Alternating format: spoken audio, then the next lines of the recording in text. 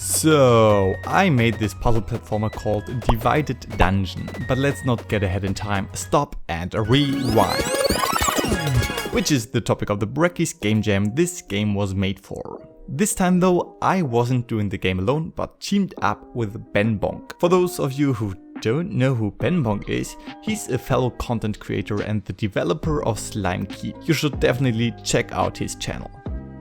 So after the jam started, we sat down and sketched out some ideas in Miro. This is an epic online whiteboard where multiple people can write and sketch out ideas at the same time. We came up with the idea of a puzzle platformer where you control different characters with unique abilities. The crux? You can only control one character at a time, and after a specific time limit, the character is going to be rewinded and you can play the next one, while your first does the same actions again.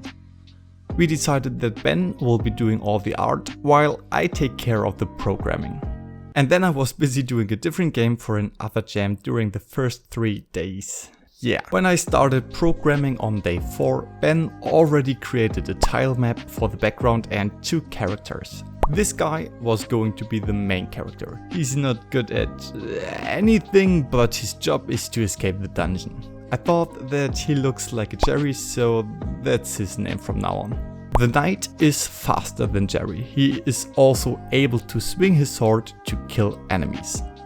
With all those cool assets in my bag, I started with a rewind system, since this was the most important part of the game. And who would have known this? Brackeys got a tutorial on how to make a rewind system. And now all 9,000 participants of the jam are watching this video. Coincidence? I don't believe so. Anyway, this tutorial was super helpful and allowed me to set up rewinding as fast as a scooter. Mediocre. But eventually it worked out, and after 5 seconds Jerry starts to rewind all his actions. Now to the tricky part, the replay system. Arkadaşlar Unity'de replay sistemi yapmaya başlıyoruz. Yani ilk baş bugün nasıl yapacağımızla ilgili. Okay, I guess I will figure it out myself. First, we need to decide how exactly this replaying should work. There are 2 possibilities. Number 1. I just save every position of the character and replay the character the same way he was played out. This leads to a problem. Imagine you start with Jerry and do typical Jerry things, hence walking. Now imagine in the second iteration there's suddenly the knight standing in front of Jerry. Now that we chose the first replay solution, Jerry will just bulldoze through the knight, him not having any chance to stop Jerry, and wait, there's the wall. This would lead to some very weird collider glitches. Now to an example that's even worse. Imagine Jerry doing unusual Jerry things like jumping. When replaying, he is now forced to always land on the ground. So what happens when the knight steps below him? I don't know, but I can guarantee you that this would be very glitchy. So the second replay option. We save the input and replay the character with the exact same input. This way you can interact with the replayed character and physically change their behavior without any weird glitches. This method also allows for more complex and interesting levels like this. Spoiler alert, I will show you a level and its solution. If you want to play the complete game, you should stop the video now, play the game, rate it with 5 stars and continue to watch this video afterwards. In this level you have to start with the knight, because Jerry would just die. But you can't get up the cliff, so when you now play Jerry, you still can't get up the cliff because Jerry sucks. So as the knight you have to predict Jerry coming in the future, being your punching bag and stepping under you as your ladder. Levels like this wouldn't be possible with the first method of replaying, not even talking about all of the collider glitches that would happen. And still, quite a few people complained about this. They did not like that you can mess up the first character by walking into them. So maybe the decision was wrong after all. I personally like that you can mess up other characters, since this spices up the level and you can also try to fix them again.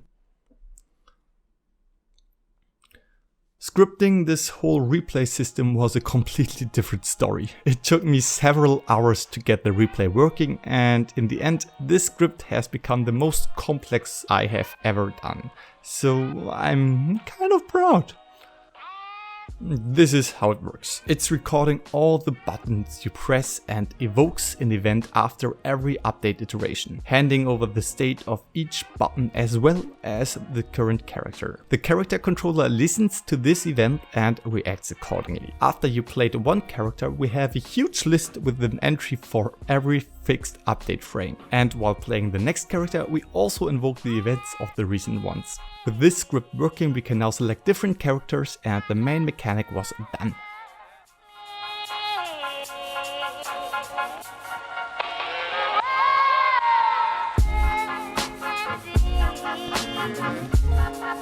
To make those guys stand out more, we also decided to add an outline to them. This makes them pop out and I really dig this aesthetic. While I was busy creating the script of my life, Ben was drawing more amazing characters. So let me introduce our new heroes.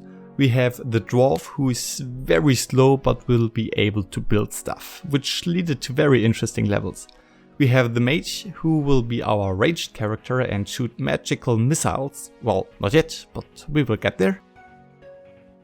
And we have the ninja, who is really fast, can jump very high and is also able to perform wall jumping. Next, I improved the UI. I was going for a small countdown after you select a character and a timer in the top right corner so you can see how much time you have left. These were just some small changes, but they added so much.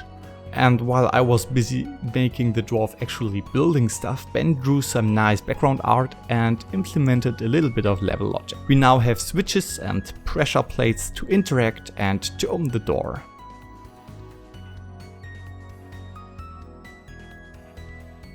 I finished the UI and added an instant rewind button. So if you mess up the movement of a character, you can click this button to do better next time. Now, with everything done, we had about 1.5 days to create levels. Till Friday night we managed to craft 12 unique levels, and Ben also managed to make a nice starting screen as well as this neat little intro. The problem? We haven't too much time left. This led us throwing away the mage and the ninja, even though these characters were completely ready to be played. We also had very little time left for playtesting. So in order to get the game out to some people, we decided to upload the first WebGL build, and this happened. When we started the game on itch.io, it just froze while loading at 90%. We sat down trying to fix this for hours and it got really late, so I needed to go to bed with the feeling that we probably won't be able to upload a browser build. But while I was sleeping, Ben was able to fix the problem by just randomly switching the compression mode. So on Saturday I had 4 hours left to finish and submit the game. First, we needed to add music. For the music we had a third guy in our team, GizmoDude. He made 4 different songs, one for each of our characters. The nice thing is that they can be played simultaneously together. So I made it that the music changes accordingly to the current character as well as the characters that already have been played. For example, if you start with a dwarf, the music sounds like this.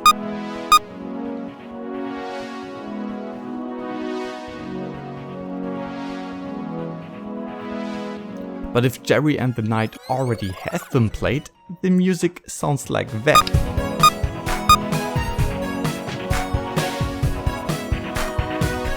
After the music was done, I had still some time left and decided to polish up the rewind effect. Create the level selection menu. And made 4 extra levels, which are even more difficult than the normal ones. And also introduced the ninja, so we have at least 2 levels where you can play him. I uploaded the game about 30 minutes before the jam ended, but I found a very annoying bug. The goblin was just way too slow. So I changed it, building the project again, which takes about 10 minutes, and the goblin was way too fast. With 15 minutes left, I decided to go for a third try, changed the goblin again, uploaded, and this time I did not even have the time to test the build. With the jam ending soon, this was the last thing I could do, so I submitted the projects about 4 minutes before the deadline. Crossed my fingers, and luckily the goblin worked as desired. In the end, I'm very proud on how the game turned out. The problem is that the levels are a little bit too difficult, which leads to some bad feedback, but overall, people really seem to enjoy the game, so once again, playtesting is super important, guys. I hope you enjoyed this video and the game. I hope you played the game. You should play the game. Play the game. Play the game. If you haven't done already, you should consider subscribing to my channel to see more videos like this. And you should definitely watch BenBonk's video on this game jam, because he made also a nice devlog for his part of this jam. Or you should watch this video, which is from me and very nice. See ya.